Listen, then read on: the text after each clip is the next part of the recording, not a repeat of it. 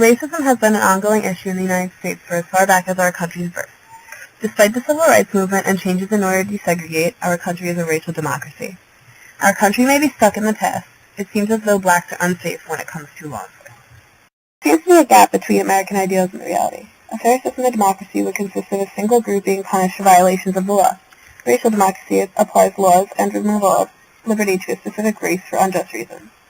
There has been a drastic increase in the amount of blacks in prisons in recent decades, and 9% of the world's prison population is black American. Studies show the minorities are pinpointed by police more so than the crimes that they commit, and with this comes the loss of participation with government. Evidence clearly shows blacks are on the law enforcement radar more so than others, and in opposition to some beliefs, racial democracy may be bringing our country backwards. Going hand in hand with law enforcement and racial democracy is the formation of gangs. Around the time when neighborhoods in LA were desegregating, whites were ganging up on blacks and beating them, sometimes to death. The LAPD was recruiting racist Southerners intentionally at the time, so they were no help.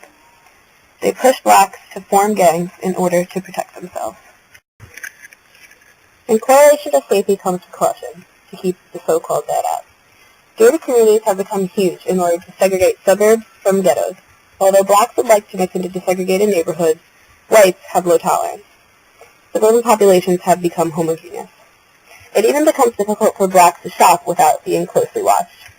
Due to segregation, racial democracy, racial profiling, it seems as though blacks will always be under speculation and deemed as dangerous.